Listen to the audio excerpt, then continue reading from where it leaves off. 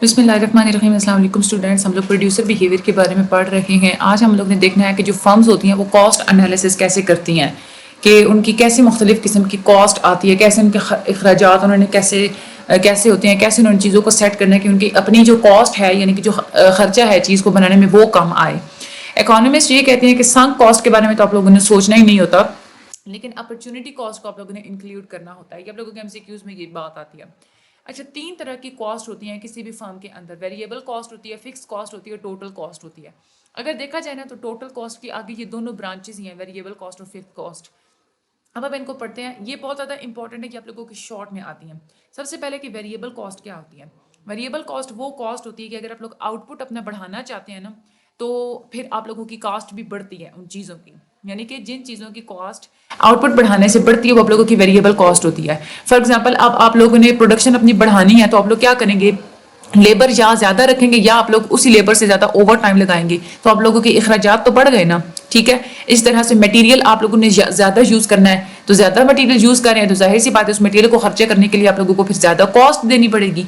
ठीक है, तो ये सारी यानी कि हर वो चीज़ जो कंट्रीब्यूट करती है आप लोगों के प्रोडक्शन यूनिट्स को बढ़ाने में, वो सारी की सारी वेरिएबल कॉस्ट होती हैं। क्योंकि जो फैक्टर्स ऑफ प्रोडक्शन होते हैं ना, वो ऐसे फैक्टर्स ऑफ प्रोडक्शन जो आप लोगों के यूज होते हैं प्रोडक्शन यूनिट्स के वॉल्यूम को चेंज करने के लिए, वो जो है ना आप लोगों की वेरिएबल कॉस्ट होती है। ठीक है, वेरिएबल कॉस्ट को जो है ना फिक्स किया जाए, फिक्स कॉस्ट के साथ जो है ना वो कंबाइन करते हैं आप लोग, और उससे आप लोग देखते हैं कि आप लोगों की प्रोडक्शन पे टोटल खर्चा कितना आया है।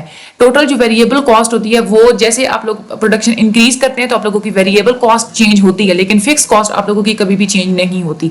मैंने आपको एग्जाम्पल दिया, लेबर की हो गई, मटीरियल की हो गई, ये वेरिएबल कॉस्ट ही आ गई। आगे हम लोग जाते हैं फिक्स्ड कॉस्ट पे। कॉस्ट ये ऐसी होती है कि जब आप लोग आउटपुट अपना या लेवल आप लोग चेंज भी करते हैं ना, तो जिन चीज़ों की जो है ना कॉस्ट चेंज नहीं होती वो आप लोगों की फिक्स कॉस्ट होती है। फॉर एग्जांपल, आप लोग कंपनी के अंदर अगर आप लोग अपना प्रोडक्शन इंक्रीज करना चाहते हैं तो लेबर और मटेरियल वो चीज़ें तो आप लोग ज़्यादा यूज करेंगे क्योंकि आप लोगों ने ज़्यादा चीज़ें बनानी है, तो वो वेरिएबल कॉस्ट होती हैं। लेकिन आप लोगों ने वो जिस जगह आप लोगों ने कंपनी बनाई हुई है उस जगह का जो रेंट है, आप लोगों की जो प्रॉपर्टी के फॉर एग्जांपल जो टैक्स है आप लोगों की प्रॉपर्टी के ऊपर जो लगता है, इंश्योरेंस वगैरह के पैसे आप लोग देते हैं, उसका तो कोई लेना देना नहीं होता आप लोगों की प्रोडक्शन के साथ। तो वो वाली फिक्स कॉस्ट होती है। यानी आप लोग बेशक प्रोडक्शन आप लोग बढ़ाएं तो वो जो कॉस्ट जिन चीज़ों की चेंज नहीं होती वो आप लोगों की प्रोडक्शन वो आप लोगों की फिक्स्ड कॉस्ट में आ जाती है। लेकिन आप लोग इसको कैलकुलेट तो करते हैं, क्योंकि जब आप लोग देखते हैं कि पूरी प्रोडक्शन के ऊपर मेरा खर्चा कितना आया है, तो आप लोग लेबर और मटेरियल के साथ साथ आप लोग वो भी तो चीज़ आप लोग डालते हैं ना कि मैंने जो कंपनी लगाई उसका रेंट मैंने देना है, तो वो भी कॉस्ट आप लोग इसमें करते हैं। लॉन्ग रन की अगर हम लोग बात करें तो उसमें आप लोग जो है ना फिक्स कॉस्ट को आप लोग कैलकुलेट नहीं करते। शॉर्ट रन में आप लोग जैसे इसको कैलकुलेट करते हैं, ये आप लोगों ने बात याद रखनी है। टोटल कॉस्ट क्या होती है, आप लोगों की फैक्टर्स प्रोडक्शन के ऊपर जो जितनी भी फिक्स कॉस्ट जितनी भी वेरिएबल कॉस्ट होती है उन सब का जो टोटल आप लोग सम बनाते हैं वो आप लोगों की टोटल कॉस्ट होती है कि हाँ इतनी पूरी की पूरी जो है ना पूरा के पूरा खर्चा मेरा ये आया है इस चीज़ को बनाने में। तो आप लोग इसको फाइंड आउट कैसे करते हैं टोटल कॉस्ट को, कि आप लोग फिक्स कॉस्ट को और वेरिएबल कॉस्ट को आप लोग प्लस कर लेते हैं, तो वो आप लोगों की जो है ना वो आ जाती है। अच्छा, फिक्स कॉस्ट जो होती है ना उसकी लाइन हमेशा हॉरिजॉन्टल होती है। ठीक है, हॉरिजॉन्टल का मतलब होता है कि ये हमेशा यूं ही रहती है आप लोगों की मतलब बिल्कुल ये ऐसे सीधी रहती है। क्यों ऐसे सीधी रहती है? क्योंकि वो फिक्स है, इसकी स्लोप चेंज नहीं होती। लेकिन जो आप लोगों की वेरिएबल कॉस्ट होती है ना वो अपवर्ड स्लोपिंग होती है, ऐसे होती है। क्यों? क्योंकि जैसे जैसे आप लोग प्रोडक्शन आप लोग इंक्रीज करते चले जा रहे होते हैं आप लोगों की कॉस्ट इंक्रीज होती चली जा रही होती है। तो डायरेक्ट रिलेशनशिप और डायरेक्ट रिलेशनशिप मैंने आप लोगों को बताया था कि जहां पर भी होती है आप लोगों की अपवर्ड स्लोपिंग ही आती है। अच्छा, आगे हम लोग बात करते हैं कि एवरेज कॉस्ट क्या होती है और एवरेज टोटल कॉस्ट, यानी कि ये एक ही चीज का नाम है एवरेज कॉस्ट, उसी को हम लोग एवरेज टोटल कॉस्ट भी कहते हैं। यानी कि टोटल कॉस्ट आप लोगों की हर एक यानी कि जितनी आप लोगों ने चीजें बनाई है ना, तो आप लोग टोटल कॉस्ट को उन सारी चीजों के ऊपर डिवाइड करके आप लोग देखेंगे कि पर यूनिट मेरी कॉस्ट कितनी थी, यानी कि एक यूनिट बनाने में मेरी कितनी कॉस्ट लगी, वो आप लोगों की एवरेज कॉस्ट होती है। ठीक है, यानी कि फॉर एग्जांपल आप लोगों ने ये देखा कि जो है ना 20 अगर यूनिट्स अगर आप लोगों ने बनाए हैं और आप लोगों ने 5 लेबर ने मिलकर 20 यूनिट्स बनाए, तो आप लोग 20 को 4 पे डिवाइड करेंगे। ठीक है, सॉरी 20 आप लोगों ने यूनिट्स बनाए हैं, आप लोगों की लेबर कितनी यूज हुई है 5, तो आप लोग 20 को 5 पे आप लोग डिवाइड करेंगे तो आप लोगों के पास क्या आंसर आएगा 4। इसका मतलब क्या है कि हर जो है मजदूर ने 4 यूनिट्स बनाए हैं। ये आप लोगों की एवरेज कॉस्ट होती है जिसको आप लोग एवरेज टोटल कॉस्ट भी कहते हैं। एवरेज टोटल कॉस्ट को हम लोग एब्रीविएशन होता है ATC, और इसको आप लोग फाइंड आउट कैसे करते हैं एवरेज टोटल कॉस्ट को? इसके दो तरीके होते हैं। एक तो हम लोग ये कह रहे हैं कि आप लोगों की जो टोटल कॉस्ट होती है ना आप लोगों की, आप लोग सिंपली उसको अपने नंबर ऑफ आउटपुट के साथ डिवाइड कर देते हैं, ठीक है, तो वो आप लोगों की एवरेज टोटल कॉस्ट आ जाती है। दूसरा मेथड ये भी होता है कि हम लोग कह रहे हैं कि टोटल कॉस्ट जो होता है ना वो इक्वल होता है एवरेज वेरिएबल कॉस्ट के और एवरेज टोटल कॉस्ट के, ठीक है, एवरेज वेरिएबल कॉस्ट के और एवरेज फिक्स कॉस्ट के।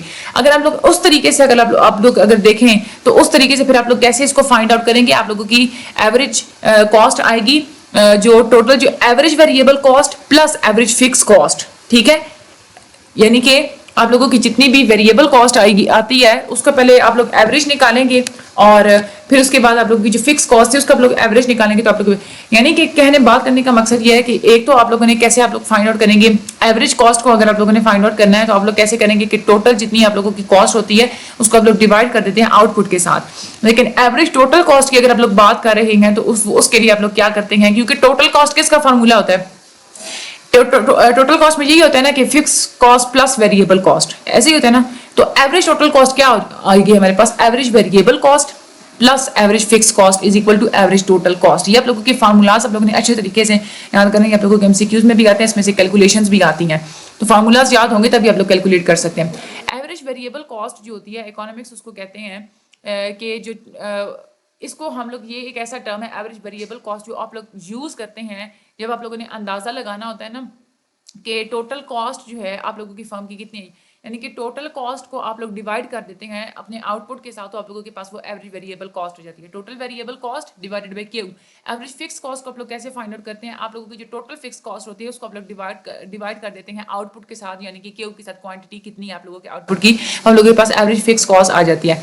और एवरेज कॉस्ट क्या होती है? आपकी average variable cost plus average fix cost, ये जो है ना वो आप लोगों की एवरेज कॉस्ट होती है। जो एवरेज फिक्स कॉस्ट होती है ना वो हमेशा डाउनवर्ड स्लोपिंग होती है। क्यों? क्योंकि आप लोग वहां पे फैक्टर्स हमेशा सेम रखते हैं, आप लोग उनको चेंज नहीं करते। तो जब आप लोग चेंज नहीं करते तो उस वजह से फिर क्या होता है, आप लोगों की जो प्रोडक्शन है वो डिक्रीज होना स्टार्ट हो जाती है, ठीक है। या फिर आप लोग दूसरी टर्म्स में मैं लोगों को बताऊं तो ये भी होता है कि एक फिक्स्ड कॉस्ट है, क्योंकि आप लोग कॉस्ट चेंज नहीं कर रहे तो फिक्स कॉस्ट को फिक्स नंबर है, क्योंकि वो आप लोग उसको फिक्स नंबर को आप लोग डिवाइड करते चले जा रहे हैं बढ़ते हुए आउटपुट यूनिट्स के साथ। तो जैसे जैसे डिनोमिनेटर बड़ा होता चला जाएगा, ठीक है, यानी कि क्यू आप लोग जो है ना, ये जैसे टोटल फिक्स कार्ड है इसको आप लोग पहले 5 ही रखें, पहले आप लोगों का क्यू 5 था, ठीक है, आप लोगों के पास 1 आंसर आया, ठीक है, लेकिन आप टोटल फिक्स कॉस्ट उसने तो फिक्स ही रहना है, आप लोग क्या करते हैं क्यू को आप लोग बढ़ाते चले जाएंगे, 6 पे ले जाएंगे, 7 पे ले जाएंगे, ये आप लोगों का आंसर जो है ना वो डिक्रीज होता चला जाएगा। तो इस वजह से हम लोग कहते हैं कि इसकी डाउनवर्ड स्लोपिंग होती है। लेकिन जो आप लोगों की एवरेज वेरिएबल कॉस्ट होती है वो कैसे होती है कि पहले वो थोड़ी सी डिक्रीज होती है, उसके बाद वो इंक्रीज होना शुरू हो जाती है। क्यों? क्योंकि आप लोगों की जब आउटपुट इंक्रीज करते हैं ना तो पहले आप लोग क्या करते हैं कि अपने वेरिएबल कॉस्ट को आप थोड़ी अपनी कॉस्ट लगाते हैं, मतलब थोड़ा सा आप लोग खर्चा करते हैं, आप लोगों का आउटपुट इंक्रीज होता है। लेकिन हम लोग ये भी कहते हैं ना कि आप लोगों का आउटपुट एक सर्टेन अमाउंट तक ही इंक्रीज हो सकता है, तो वहां पर जब इंक्रीज हो जाता है उतने तक तो फिर उसके बाद वो कम फॉल करना वो स्टार्ट कर जाता है, यानी कि पहले फॉल करेगी आप लोगों की कॉस्ट फॉल करेगी। क्यों? क्योंकि आप लोगों का आउटपुट पहले इंक्रीज होता है, लेकिन फिर आप लोगों का आउटपुट डिक्रीज होना स्टार्ट हो जाता है, तो आप लोगों की जो कॉस्ट होती है ना वेरिएबल कॉस्ट वो बढ़ना स्टार्ट हो जाती है, क्योंकि आप लोगों की कंपनी खसारे में जा रही होती है। तो एवरेज कॉस्ट की जो स्टडी होती है ये लोग क्यों करते हैं? इसी के थ्रू वो लोग देखते हैं कि हम लोगों ने हमारा जो है ना रेवेन्यू कितना मिलेगा, हम लोगों ने चीजों की जो है वो प्राइस हम लोगों ने कैसे लगानी है। मार्जिनल कॉस्ट क्या होती है? मार्जिनल कॉस्ट होती है आप लोगों की कि आप लोगों ने जब अपनी आउटपुट की क्वांटिटी जितनी आप लोगों ने चेंज करनी होती है ना, तो आप लोगों ने वो चेंज करने के लिए जितनी आप लोग अपनी टोटल कॉस्ट में जो आप लोगों का चेंज आता है वो आप लोगों की मार्जिनल कॉस्ट होती है। फॉर एग्जांपल आप लोगों ने पहले जो है ना वो बना रहे थे किसी चीज के, आप लोग 5 यूनिट बना रहे थे, ठीक है, उसके ऊपर खर्चा आप लोगों का 4 यूनिट का आ रहा था, फॉर एग्जांपल 4 रुपए आ रहा था, लेकिन अब आप लोग 7 यूनिट बनाना चाहते हैं, उसके ऊपर आप लोगों का खर्चा जो है ना वो 4 से बढ़ के 6 पे चला जाता है। तो ये जो वो 4 से बढ़ के 6 पे गया, वो जो 2 फैक्टर जो इंक्रीज हुए हैं ना, 2 रुपए जो इंक्रीज हुए हैं वो आप लोगों की मार्जिनल कॉस्ट में आ जाती है। मार्जिनल कॉस्ट आप लोगों को बताती है कि कितनी टोटल कॉस्ट आप लोगों की कितनी चेंज हुई है किसी भी क्वांटिटी को बढ़ाने में, ठीक है। और मार्जिनल कॉस्ट को हम लोग कैसे, इसको हम लोग एब्रीविएशन होती है इसकी MC, ठीक है, MC होती है। तो आप लोग इसको कैसे आप लोग फाइंड करते हैं कि आप लोगों की डिवाइड करते हैं आप लोगों की चेंज, यानी कि टोटल कॉस्ट आप लोगों की जितनी चेंज हुई होती है वो, या total variable cost. Fix cost तो आप लोगों ने लेनी नहीं होती क्योंकि वो तो फिक्स होती है, तो आप लोगों ने जब भी कॉस्ट लेनी हो तो या आप लोग टोटल वेरिएबल कॉस्ट ले लें या आप लोग टोटल कॉस्ट ले लें, ठीक है, उसको आप लोग डिवाइड कर लेते हैं आउटपुट के साथ, तो वो आप लोगों के मार्जिनल कॉस्ट आ जाती है, ठीक है। चेंज इन टोटल कॉस्ट, यानी कि जितनी आप लोगों ने कॉस्ट को आप लोगों ने चेंज किया होता है ना, उसको आप लोग डिवाइड कर देते हैं चेंज इन आउटपुट के साथ। मार्जिनल की जहां पे बात होती है वहां पे हमेशा चेंज की बात हो रही होती है। तो मार्जिनल कॉस्ट क्या होती है, आप लोगों की एक एडिशन होती है, is addition to the total cost caused by a unit increase in the output. इसका ये वाला जो फार्मूला है, ये आप लोगों ने हमेशा अच्छे तरीके से आप लोगों ने इसको जो है ना वो याद रखना है, ठीक है। इसमें ये जो है ना सीक्रेट क्या है इसकी, एमसी यानी कि मार्जिनल कॉस्ट की जो कर्व होती है ना, वो बिल्कुल वैसे ही होती है आप लोगों की जैसे डिमिनिशिंग मार्जिनल रिटर्न्स होते हैं। क्यों होते हैं ऐसे, क्योंकि जैसे जो टोटल कॉस्ट होती है आप लोगों की वो बढ़ती चली जा रही होती है, ठीक है। जो आप लोग तो एक हम लोग हमेशा वही बात करते हैं कि आप लोगों के रिटर्न्स एक सर्टेन स्टेज तक आते हैं, उसके बाद डिक्रीज होना स्टार्ट हो जाती है, तो यहाँ पे भी वही बात हो रही है, ठीक है। आगे हम लोग अगर चलें तो मैं आप लोगों को इसमें से इंपॉर्टेंट चीजें मैं आप लोगों को बाद में बता दूंगी। रिलेशनशिप आप लोगों का क्या होता है एवरेज कॉस्ट में और एवरेज वेरिएबल कॉस्ट में क्या रिलेशन होता है। एवरेज कॉस्ट जो होती है ना वो बहुत जल्दी से गिरती है, ठीक है, as compare to average variable cost. क्यों? क्योंकि एवरेज वेरिएबल कॉस्ट वही कॉस्ट होती है जो आप लोगों की वेरिएबल्स की होती है, लेकिन आप लोगों की जो एवरेज कॉस्ट होती है वो सम होती है फिक्स कॉस्ट की भी और वेरिएबल कॉस्ट की भी। क्योंकि आप लोगों की एवरेज कॉस्ट के अंदर दो कॉस्ट होती है, वेरिएबल भी और फिक्स भी, तो दो कॉस्ट का असर ज्यादा होता है एज कंपेयर टू सिंगल, ठीक है। और एवरेज वेरिएबल कॉस्ट में तो सिर्फ सिंगल ही है, वेरिएबल कॉस्ट की है, तो इसलिए हम लोग कहते हैं कि जो एवरेज कॉस्ट होती है वो ज्यादा जल्दी से गिरती है, उसका इफेक्ट जो है ना वो हमेशा ज्यादा होता है एज कंपेयर टू जो दूसरी जो सिंगल होती है।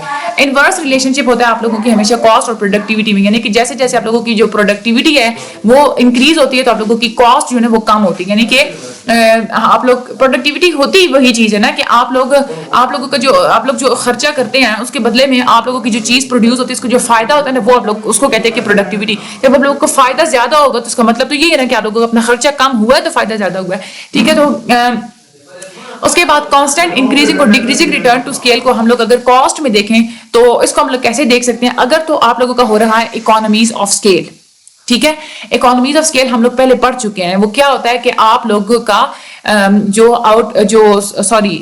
इनपुट बढ़ाने से आप लोगों का आउटपुट ज्यादा बढ़ता है। यानी कि आप लोगों ने अगर इनपुट 1% अगर आप लोगों ने बढ़ाया तो आप लोगों का आउटपुट 2% बढ़ेगा। ये होता है इकोनॉमीज ऑफ स्केल।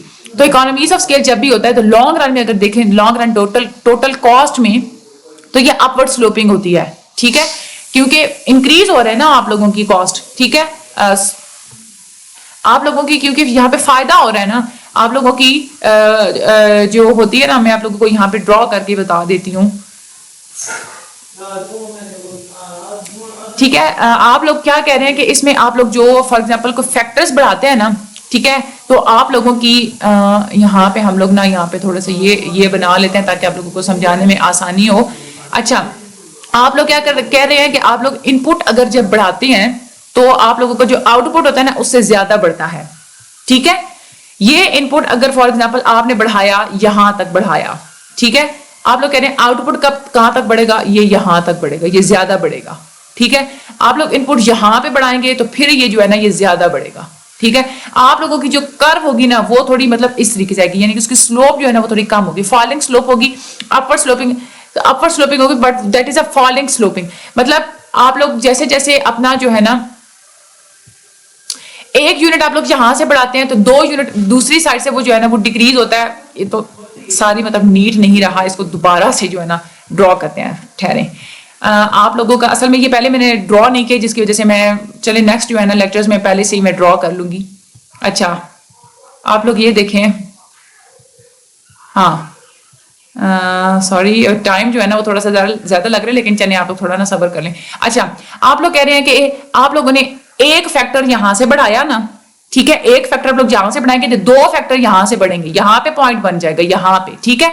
आप लोग फिर एक फैक्टर आप लोग अपने इनपुट का बढ़ाते हैं, ठीक है, और 2 फैक्टर आप लोगों के आउटपुट के बढ़ जाते हैं, तो ये आ जाएगा ऐसे। अगर आप लोग स्लोप अगर देखें ना तो ये ऐसे होगी, ऐसे, यानी कि ये अपवर्ड स्लोप तो है जो बाई की तरफ मूव करके, लेकिन ये फॉलिंग स्लोप है, मतलब बिल्कुल यूं सीधी नहीं है, थोड़ी इस तरफ झुकी हुई है, ठीक है। तो स्लोप जो है ये आप लोगों ने बात याद रखनी कि स्लोप कभी भी जीरो या नेगेटिव नहीं होती। अगर डिस इकोनॉमी स्केल हो रहा है, यानी कि आप लोगों के जो फैक्टर्स ऑफ प्रोडक्शन है ना उसमें क्या है कि आप लोग एक यूनिट एक आप लोग इनपुट बढ़ाते हैं ना, लेकिन आप लोगों का आउटपुट आधा बढ़ता है। फॉर एग्जांपल अगर आप लोगों ने 2 यूनिट अपने इनपुट के बढ़ाए तो सिर्फ आप लोगों के आउटपुट का 1 यूनिट बढ़ेगा। इसको हम लोग इसी ग्राफ से हम लोग देख लेते हैं कि फॉर एग्जांपल ये देखें, स्लोप को जो है ना हम लोग पहले ट्रेस कर लेते हैं, ठीक है।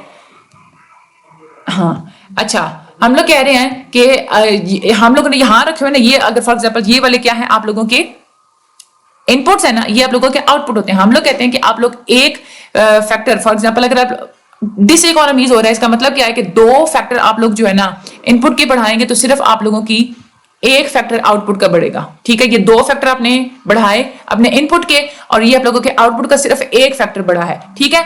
इसके बाद मजीद जो है ना आप लोग 2 फैक्टर अपने इनपुट के बढ़ाते हैं तो एक फैक्टर आप लोगों के आउटपुट का बढ़ेगा यहाँ पे, मतलब यहां से सिर्फ एक फैक्टर आगे मूव किया, ये आउटपुट है ना, लेकिन ये जो इनपुट है ना ये 2 फैक्टर मूव करेंगे। यहां से अगर आप लोग ट्रेस करें ना तो आप लोगों की स्लोप आएगी, आए हाय हमसे तो स्लोप भी नहीं सी, ये ऐसे आएगी, यानी कि बिल्कुल ये स्लोप बहुत ज्यादा हाई होती है, ठीक है। इंक्रीजिंग स्लोप होती है, इसकी अपवर्ड स्लोपिंग होती है। लेकिन अगर कांस्टेंट होता है तो वो जस्ट वो दरमियान में ही होगी, मतलब ऐसे जो नॉर्मल होती है, ठीक है। आप लोगों ने बात याद रखनी है, इकोनॉमीज ऑफ स्केल होगी तो फॉलिंग स्लोप आएगी आप लोगों की, यानी कि वो ऐसे आएगी। अगर तो डिस इकोनॉमीज होगी तो बिल्कुल हाई स्लोप आएगी, और अगर आप लोगों की कांस्टेंट आती है तो वो आप लोगों की नॉर्मल आएगी। ये आप लोगों के एमसीक्यूज में भी आते हैं और ये आप लोगों के जो है ना वो शॉर्ट में भी आता है। आगे हम लोग बात करते हैं long run average cost curve. ये बहुत ज्यादा इंपॉर्टेंट है, ये आप लोगों के लॉन्ग क्वेश्चन में आती है। Long run average cost curve कैसे होती है? किसी भी फर्म के लिए वो यू शेप होती है, यानी कि बहुत लंबे अरसे तक अगर आप लोग ऑब्जर्व करें किसी फर्म को तो उसकी एवरेज कॉस्ट कितनी आती रही है, ये यू शेप होती है। कैसे होती है? शुरू शुरू में फर्म क्या कर रही होती है, वो एक्सपैंड कर रही होती है, ठीक है, क्योंकि उसको इकोनॉमीज ऑफ स्केल मिल रहे होते हैं, यानी कि वो एक प्रोडक्टिव एफिशिएंसी उसकी ज्यादा होती है, उसको ज्यादा पता होता है कि मैंने यूटिलाइज कैसे करना है रिसोर्सेज को, अवेयरनेस अच्छी होती है, हर चीज जो है ना बिल्कुल स्टेबल होती है जिसकी वजह से इकोनॉमीज ऑफ स्केल हो रहा होता है, यानी कि उसकी प्रोडक्शन ज्यादा इंक्रीज करती है उसके इनपुट से भी। दूसरी तरफ हम लोग ये भी कह सकते हैं कि डाउनवर्ड स्लोपिंग हो रही होती है long run average cost curve की। डाउनवर्ड स्लोपिंग हम लोग क्यों कह रहे हैं? हम लोगों ने ऊपर तो पढ़ा कि वो क्या है कि उसकी वो अपवर्ड स्लोपिंग है, तो यहाँ पे आप लोगों ने इसको मिक्स अप नहीं कर देना। वहां पे आप लोगों ने टोटल कॉस्ट उसकी जो है ना वो पड़ी थी, ठीक है।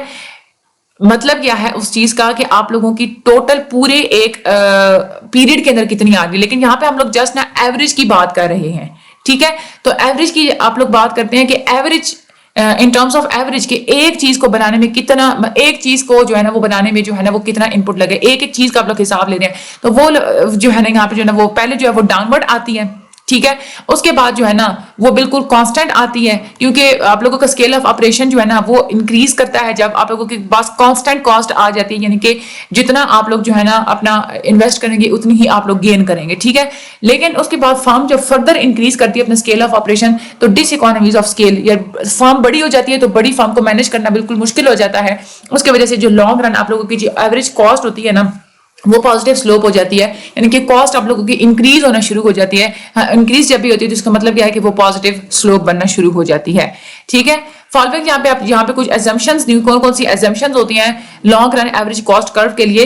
तो फैक्टर्स की प्राइस जो होती है वो कांस्टेंट होती है, टेक्नोलॉजी भी आप लोगों ने फिक्स रखनी होती है, और फर्म्स जो आप लोग फर्म्स जो है ना वो चूज करती हैं ऐसे फैक्टर्स ऑफ प्रोडक्शन को जिनका जो है ना हर ऐसे फैक्टर्स ऑफ प्रोडक्शन जिनका जो है ना इनपुट इक्वल रहा हो, यानी कि उनकी यूं समझ ले कि कॉस्ट जो है ना उनकी इक्वल रहा हो, लेकिन फिर भी उन्होंने उनका जो फिजिकल प्रोडक्ट है वो सेम रहा हो, ठीक है। ये 3 जो है ना long run average cost curve में, ये वैसे आप लोगों के क्वेश्चन में नहीं आता। लॉन्ग रन मार्जिनल कॉस्ट की अगर हम लोग बात करते हैं, अगर तो फर्म में इकोनॉमीज ऑफ स्केल हैं तो उसका मतलब क्या है कि क्योंकि इकोनॉमीज ऑफ स्केल है तो हम लोग ये कहते हैं ना कि इकोनॉमीज ऑफ स्केल तभी होते हैं कि जब आप लोग इन्वेस्ट थोड़ा करते हैं आप लोगों को बदले में ज्यादा फायदा हो रहा होता है। तो इसका मतलब क्या होता है कि अगर आप लोग इंक्रीज करेंगे अपनी प्रोडक्शन को तो आप लोगों की कॉस्ट जो है ना वो कम होती चली जाएगी, आप लोगों को फायदा ज्यादा होता चला जाएगा। लेकिन डिस इकोनॉमीज ऑफ स्केल जब भी होते हैं तो उस वक्त क्या होता है कि आप लोगों की कॉस्ट बढ़ती चली जा रही होती है, आप लोगों को फायदा कम हो रहा होता है।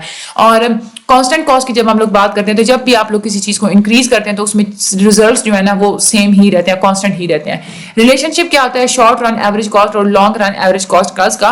Long run average cost curve किसी भी फर्म के लिए एक्चुअली हम लोग देखते हैं कहां से, शॉर्ट रन एवरेज कॉस्ट से, यानी कि आप लोगों ने हमने ऊपर जो 3 हम लोगों ने पढ़ा था कि वो यू शेप होती है, यानी कि पहले जो है ना वो इकोनॉमीज ऑफ स्केल होते हैं, आप लोगों की कॉस्ट डिक्रीज हो रही होती है, ऐसी होती है चीज़। फिर उसके बाद कांस्टेंट चीज़ें होती हैं, फिर उसके बाद आप लोगों की कॉस्ट इंक्रीज कर रही होती है, खर्चा आप लोगों का ज़्यादा आ रहा होता है, आप लोगों को नुकसान हो रहा होता है क्योंकि आप लोगों की फार्म बड़ी हो जाती है, उसको मैनेज करना मुश्किल होता है, ठीक है। तो ये अगर आप लोग इसको देखें तो आप लोगों ने ये सारी लॉन्ग रन की आप लोग बात कर रहे हैं ना, तो शॉर्ट रन में देखेंगे तो इसी के 3 हिस्से कर लेंगे, इकोनॉमीज ऑफ स्केल, कांस्टेंट और ये शॉर्ट रन में क्या हम लोग उसी लॉन्ग रन के हम लोग छोटे छोटे पार्ट्स हम लोग शॉर्ट रन में पढ़ते हैं, ठीक है। तो एग्जैक्ट शेप जो होती है ना वो लॉन्ग रन एवरेज कॉस्ट करती है, हम लोगों को कैसे मिलती है, हम लोग शॉर्ट रन के जो कर्व्स होती हैं उसी को हम लोग आपस में ज्वाइन करके हम लोगों ने सारी long run average cost curve हम लोगों ने बनाई हुई होती है, और इसी को हम लोग कहते हैं कि ये इनवेलप कर्व होती है, ठीक है। तो अगर आप लोगों से क्वेश्चन आ जाता है कि इनवेलप कर्व को डिफाइन करें तो आप लोगों ने इसी तरह से आप लोगों ने इसको डिफाइन करना है कि पहले जो है ना वो फॉर्म इकोनॉमीज ऑफ स्केल की होता है, फिर उसके बाद कांस्टेंट होती है, फिर डिस इकोनॉमीज ऑफ स्केल होती है, यू शेप बनती है। और अगर हम लोग देखें तो ये तीनों जो है ना वो फैक्टर्स वो शॉर्ट रन में है और ये कंबाइन होकर एक long run U shape curve बना रही है, this is called as envelope curve, ठीक है। अच्छा, यहाँ से इस पेपर में से अब इंपॉर्टेंट क्या क्या है, आता क्या क्या है, एक तो आप लोगों को ये कंसेप्ट हो गया, ठीक है, वो आप लोगों का होना चाहिए। Variable cost, fix cost, total cost, average cost, ये सारी आप लोगों की डेफिनेशंस भी आती हैं, साथ फार्मूलाज भी आते हैं, और ये आप लोगों के एमसीक्यूज में भी फार्मूलाज मतलब वैल्यूज दी हुई होती हैं, आप लोगों ने इसको कैलकुलेट करके आप लोगों ने आंसर बताना होता है, आप लोगों के शॉर्ट में भी ये कैलकुलेशंस आती हैं, ठीक है। ये मार्जिनल कॉस्ट का और ये वाले सारे फार्मूलाज आप लोगों ने अच्छे तरीके से याद करने हैं। दूसरा इसमें से क्या आता है वो मैं आप लोगों को बताती हूँ, long run average cost curve, ये वाला आता है आप लोगों के लॉन्ग में, ये बहुत ज्यादा इजी है, ठीक है। बस यही जो है ना ये ज्यादा इंपॉर्टेंट है, वैसे आप लोगों ने करना जो है ना वो सारा है, ठीक है। बाकी आप लोग मेरे चैनल को सब्सक्राइब और शेयर कर दीजिएगा। अल्लाह ताला आप लोगों की दुआओं को पूरा फरमाए, आप लोगों की सबकी ख्वाहिशात को पूरा फरमाए, आप लोगों के पेपर्स बहुत अच्छे हों। मेरे चैनल को सब्सक्राइब कर दें, लाइक कर दें, आगे शेयर कर दें। इंशाल्लाह अगले लेक्चर में मुलाकात होगी लेक्चर नंबर 17 में, तब तक के लिए इजाजत दीजिए। Thank you so much and Allah Hafiz.